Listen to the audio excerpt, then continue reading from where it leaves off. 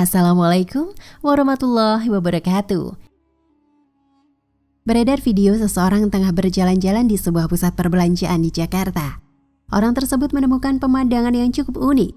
Di gerai toko sepatu yang cukup besar, terpajang beberapa pasang sepatu yang dikemas secara khusus, berbeda dengan kebanyakan sepatu lain di tempat tersebut. Beberapa sepatu unik itu dikemas dalam plastik rapat dan terdapat tulisan yang cukup mencolok.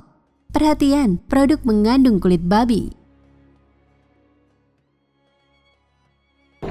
Jadi dia ada kulit babinya nih, next ini nih. Ini daerah sini juga nih. Sebagai muslim yang awam, banyak yang mengapresiasi kebijakan dari pemilik merek sepatu serta pengelola toko yang secara terbuka menginformasikan bahwa ada beberapa pasang sepatu yang memang terbuat dari kulit babi. Pengelola toko tidak hanya memberi peringatan, namun juga membungkus sepatu tersebut dengan plastik yang cukup rapat. Tindakan tersebut mungkin dimaksudkan agar sepatu berbahan kulit babi tadi tidak tersentuh langsung oleh calon konsumen muslim. Berkaitan dengan hal tersebut, melalui media ini kami ingin menyampaikan pertanyaan, apakah sepatu yang penggunaannya sebagai alas kaki tetap haram digunakan? Bukankah sepatu tersebut hanya sebagai alas kaki, tidak dimakan dan masuk ke dalam tubuh? Bagaimana kebijakan pemerintah maupun MUI mengenai penggunaan sepatu yang berbahan kulit babi? Adakah ketentuan yang mengatur?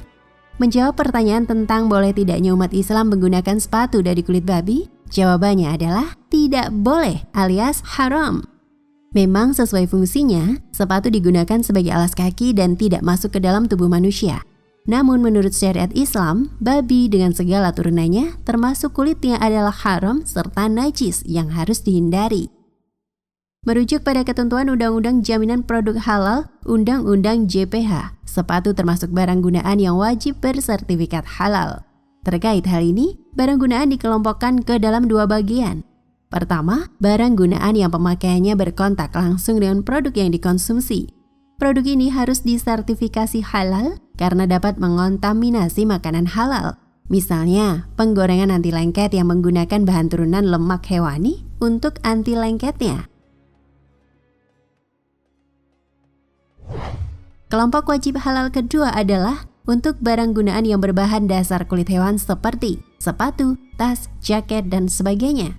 Barang gunaan dari kulit hewan diperbolehkan asal bukan dari kulit babi dan telah diproses dengan sangat bersih.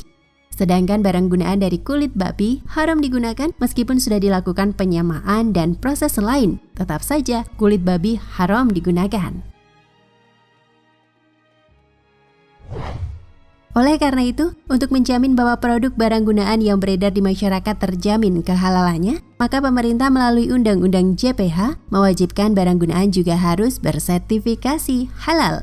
Adapun produk yang menggunakan bahan dari kulit babi, seperti yang diceritakan di atas, juga diwajibkan memberikan informasi yang jelas bahwa produk yang dipasarkan terbuat dari kulit babi.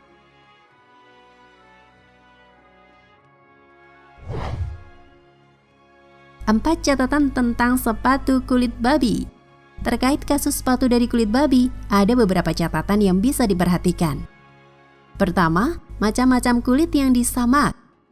Sebagaimana lazimnya pemanfaatan kulit, semua kulit binatang yang hendak digunakan untuk bahan komoditas lain dipastikan melewati proses sama.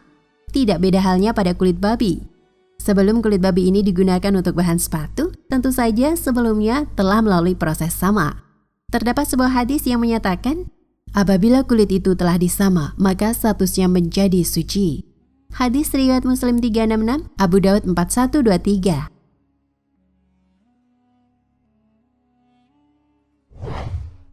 Apakah kulit babi dan hewan haram lainnya juga termasuk dalam hadis ini? Sehingga ketika kulit babi itu disama, maka statusnya suci dan boleh dimanfaatkan.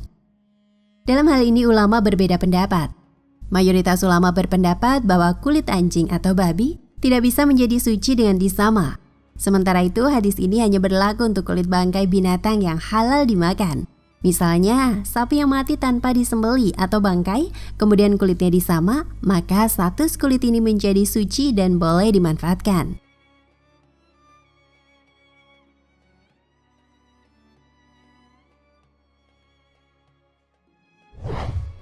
Di antara ulama yang memilih pendapat ini adalah Imam Syafi'i. Dalam kitab Syarh Sahih Muslim, An-Nawawi menyatakan, pendapat Asy-Syafi'i bahwa kulit yang menjadi suci dengan disamak adalah semua kulit bangkai binatang kecuali anjing, babi, dan spesies keturunannya.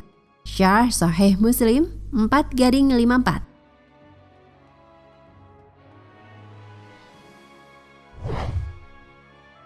Kedua, hukum menggunakan sepatu kulit binatang haram dimakan.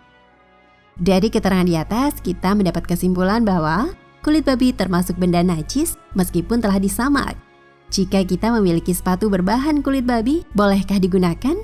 Terdapat suatu hadis dari Muawiyah radhiyallahu anhu bahwa Rasulullah shallallahu alaihi wasallam melarang memakai kulit binatang buas dan menungganginya. Hadis riwayat An-Nasa'i 4255, Abu Daud 4131, dan disahihkan Al-Albani.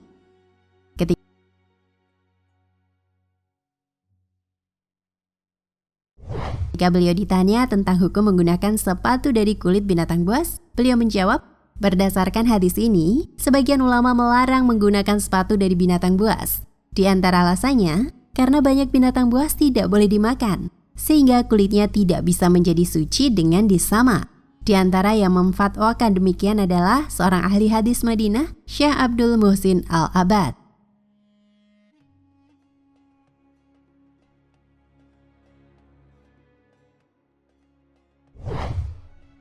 Ketiga, kapan menyentuh benda najis menyebabkan terkena najis? Setelah kita mendapat kesimpulan bahwa sepatu dari kulit babi itu tidak boleh digunakan karena najis, bagaimana status kaki yang sudah memakai sepatu itu? Prinsip penting yang bisa kita pegangi dalam hal ini adalah tidak semua bentuk menyentuh benda najis menyebabkan badan kita menjadi najis. Karena itu ada dua hal yang perlu dibedakan, benda najis itu sendiri dan menyentuh benda najis. Syekh Dr. Shaleh Al-Fauzan menjelaskan, jika ada orang yang menyentuh benda najis yang basah, maka dia harus mencuci bagian tubuhnya yang terkena benda najis itu, karena ada bagian najisnya yang berpindah kepadanya. Namun jika dia menyentuh najis kering, maka tidak perlu mencuci badan yang menyentuhnya, karena tidak ada bagian najis yang menempel. Al-Muntaqa min Fatawa Al-Fauzan. Karena itu bagi Anda yang sempat memakai sepatu itu sementara kaki Anda kering dan sepatu juga kering, maka Anda tidak perlu was-was, karena kaki Anda tidak najis.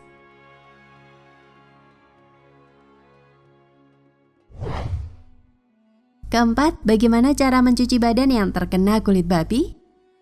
Bagi Anda yang sempat memakai sepatu berkulit babi dalam kondisi basah, baik karena air dari luar maupun karena keringat kaki, wajib mencuci kaki karena statusnya najis.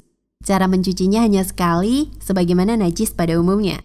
Sebagian ulama ada yang menyamakan najisnya babi seperti najisnya liur anjing. Namun analogi ini tidak benar dan tidak memiliki dasar yang kuat.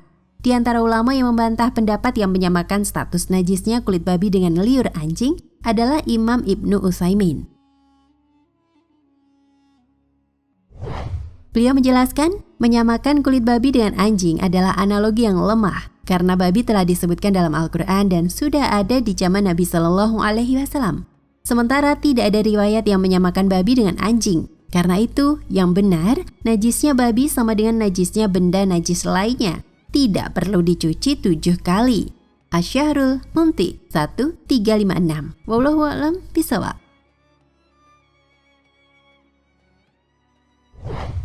Nah, pemirsa Ensiklopedia Al-Fatih, sampai di sini perjumpaan kita kali ini. Semoga menginspirasi.